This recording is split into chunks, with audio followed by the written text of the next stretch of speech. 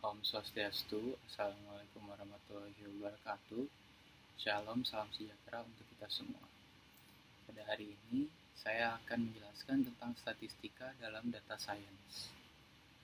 Sebelumnya, perkenalkan, nama saya Jeremy Vidnovinsar dengan NIM 23085611123 dari Program Studi Informatika Universitas Udayana.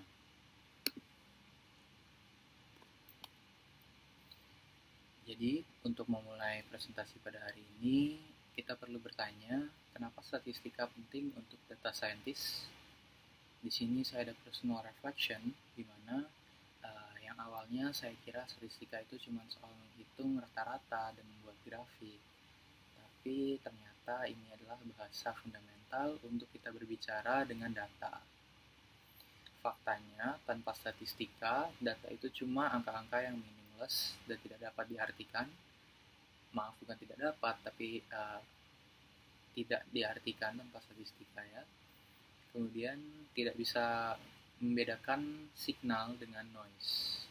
Kemudian model machine learning kita juga bisa jadi bias tanpa kita gunakan statistika. Dan yang terakhir, kita tidak bisa mengukur ketidakpastian dan juga confidence score dari model kita. Di sini statistika itu merupakan toolkit buat kita extract insight dari data mentah.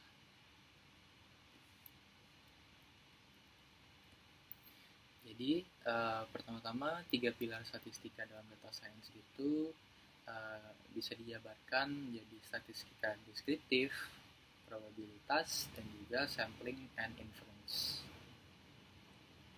Pada statistika atau statistik deskriptif itu kita melakukan deskripsi dan juga kesimpulan atau summary dari sebuah data.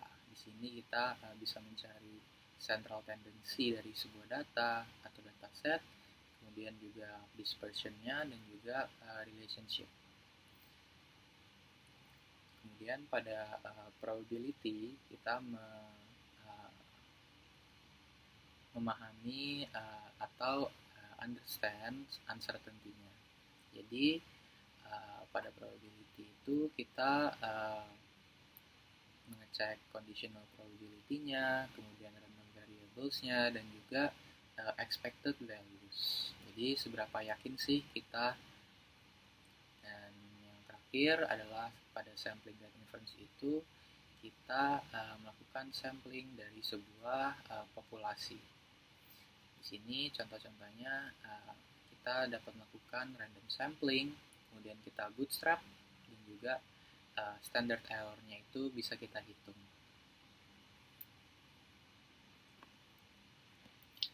Kemudian apa sih tadi yang kita sebut mention central tendency? Central tendency itu dapat kita analogikan sebagai 10 orang yang berdiri di lapangan. Jadi central tendency-nya itu dari 10 orang itu di mana sih mereka biasanya berkumpul. Nah, central tendency itu dapat kita hitung dengan mean atau rata-rata, median atau nilai tengah, dan juga modus. Simple saja, mean itu merupakan rata-rata dari total datanya itu. Kemudian median itu merupakan nilai di tengah-tengah setelah nilai itu diurutkan. Dan kemudian modus itu merupakan data yang paling sering muncul.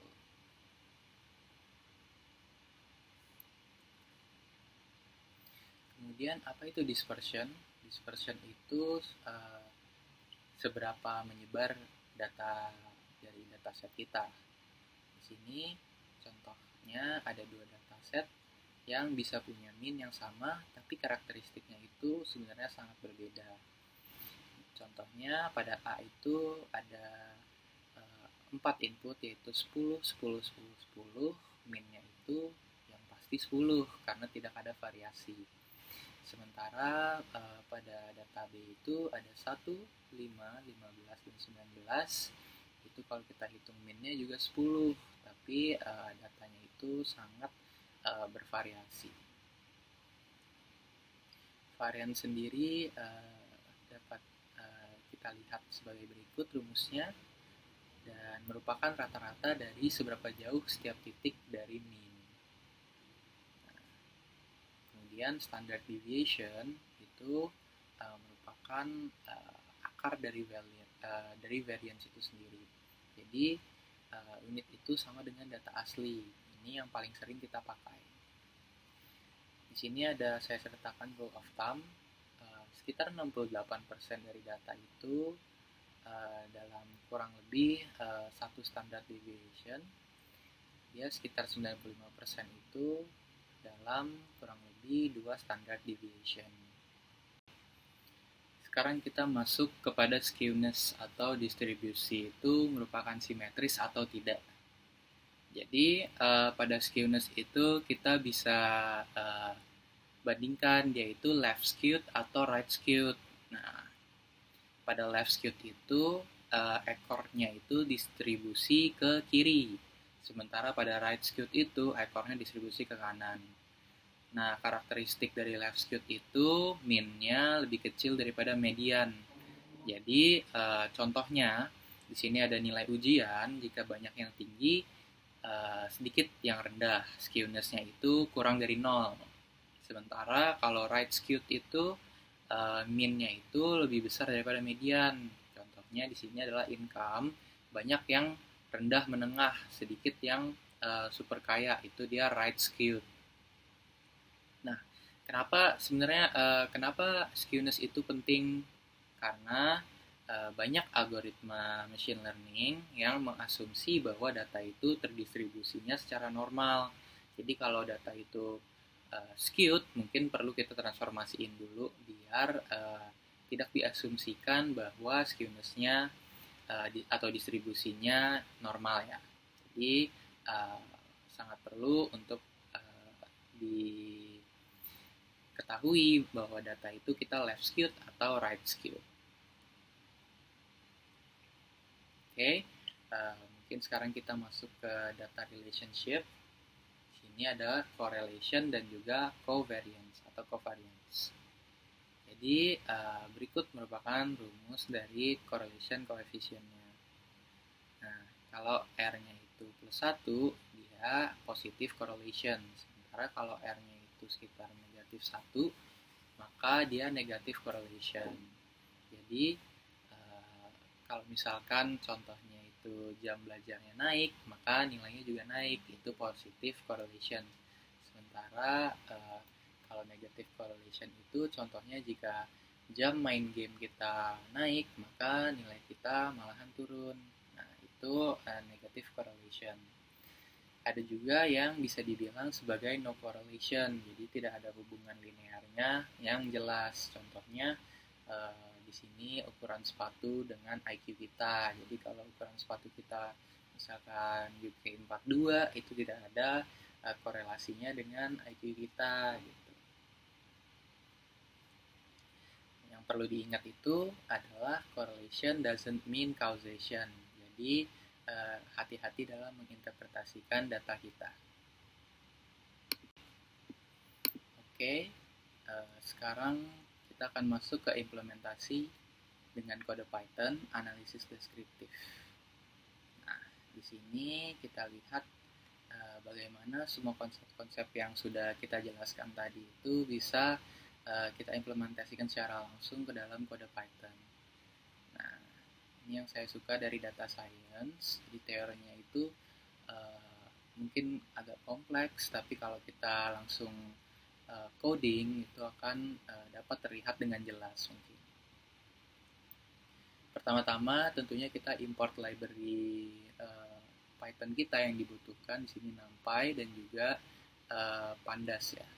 Jadi di sini saya punya contoh sederhana, dapat teman-teman lihat juga data jumlah kucing peliharaan dari teman saya.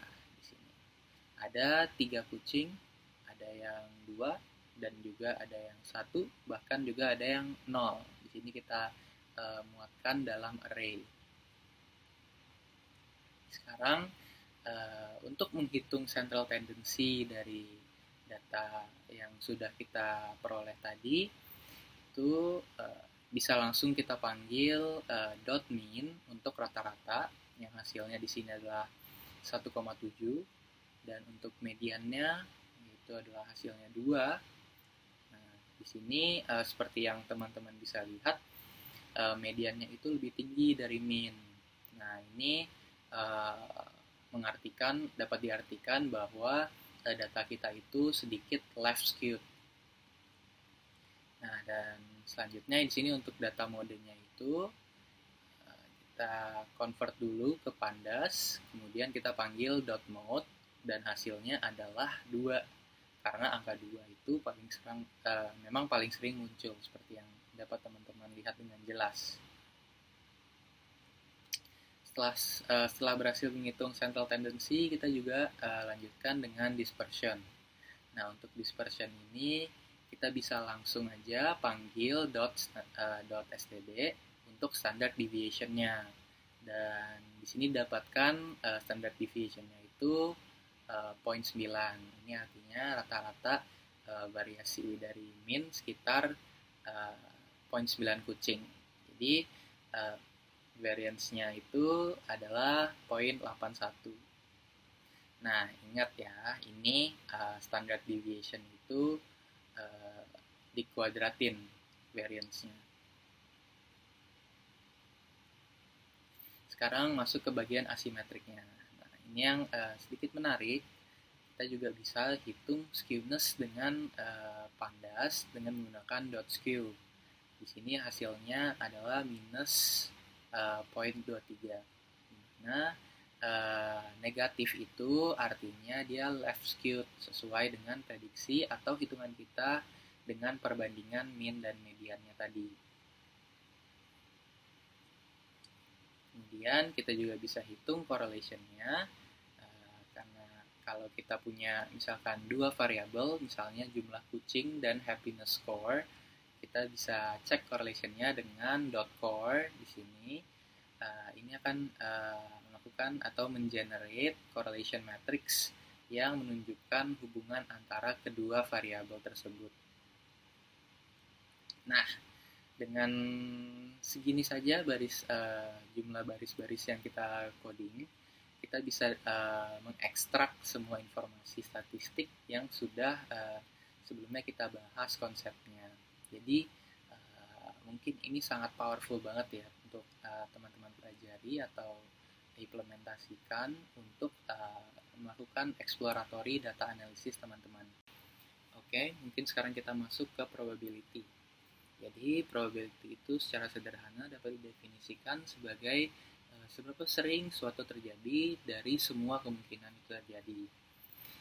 Formulanya di sini atau rumusnya dapat dilihat sebagai P atau probability dalam kurung event itu terjadi sama dengan favorable outcomes per total outcomes. Adapun cara kita membedakannya adalah dengan independence versus dependence. Di sini independent events itu artinya suatu event itu tidak mempengaruhi event lain. Rumusnya di sini PA, B sama dengan PA dikali PB. Contohnya ketika kita melempar koin 2 kali. Jadi probability itu lemparan pertama adalah heads, itu tidak mempengaruhi probability dari lemparan kedua itu adalah heads atau probability heads kedua. Kemudian pada dependent events, satu event itu sudah pasti memengaruhi event lainnya. Jadi di sini contohnya adalah saat kita mengambil kartu tanpa dikembalikan, yang pasti jika ada 52 kartu dalam satu deck, probability untuk kita mengambil kartu kedua itu sudah dikurangi dari total decknya. Yang tadinya 52 kita sudah mengambil 1 kali, artinya probability-nya sekarang 1 dari 51. Oke, sekarang ada juga yang namanya conditional probability. Given that, jadi mungkin seperti ini rumusnya. probabilitas A terjadi given that B sudah terjadi. Jadi kita dapat artikan ini dengan sebuah contoh klasik, yaitu keluarga dengan 2 anak. Diketahui bahwa setiap anak itu 50-50 chancesnya untuk menjadi laki atau perempuan. Ini kan jatuhnya independen ya. Nah, question pertama, apa probabilitas dua anaknya itu merupakan perempuan given that anak pertamanya itu juga perempuan? Itu bisa kita jawab dengan probabilitasnya itu adalah 1/2 atau 1/2.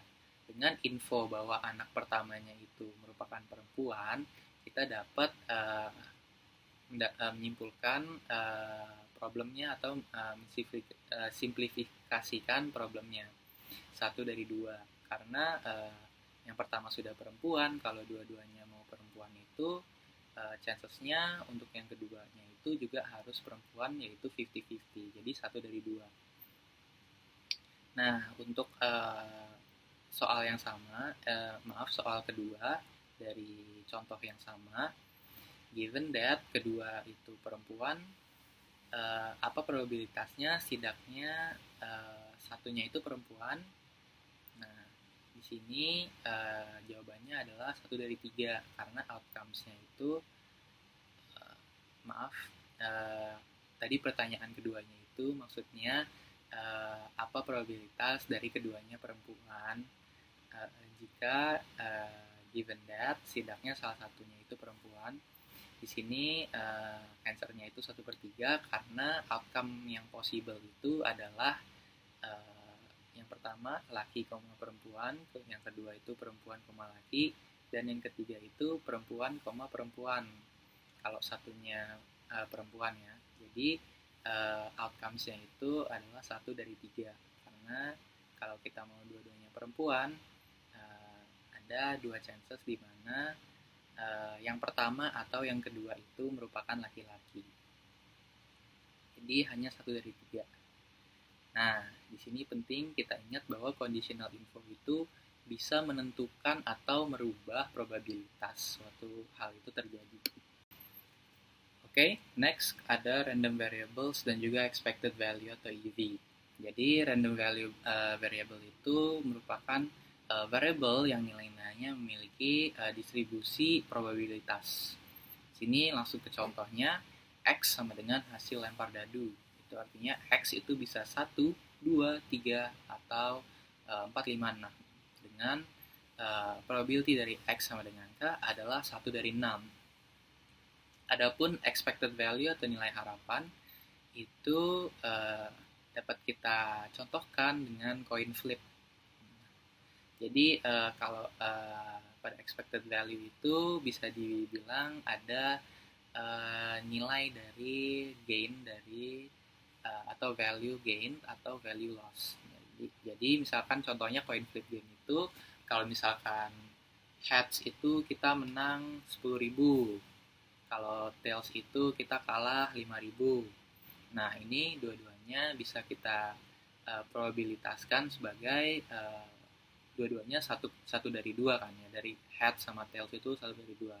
Jadi dari kedua probabilitas dan juga value won and loss-nya ini dapat kita rumuskan untuk mendapatkan expected value dari hasil game ini. Jadi expected value dari game coin flip yang sudah kita contohkan ini dapat kita hitung sebagai berikut. 10.000 dikali probabilitasnya 0,5 ditambah kalah 5.000 atau minus 5.000 dikali probabilitasnya adalah 0,5. Kalau kita hitung, kita bisa dapatkan expected value-nya adalah 2.500 untuk setiap game yang kita lakukan atau untuk setiap coin flip. Nah, expected value ini merupakan long run average-nya. Kalau diulang banyak kali itu pasti lama-lama akan mendekati expected value itu. Expected value ini sering juga dipakai dalam game-game seperti poker dan juga bahkan trading. Oke, next kita mungkin masuk ke dalam sampling. Jadi sampling itu ada challenge-nya untuk data science. Nah, kita mungkin bisa dibilang jarang ya bisa mendapatkan data dari semua population. Itu harus melakukan sensus dan pasti sangat expensive jatuhnya. Nah, biasanya itu kita cuma punya sebagian atau sebuah sampel dari sebuah populasi. Nah, di sini tuh ada yang namanya random sampling, di mana setiap elemen itu punya peluang sama untuk dipilih. Dari random sampling itu, samplingnya itu diharapkan representatif dan juga ada unbiased estimatornya.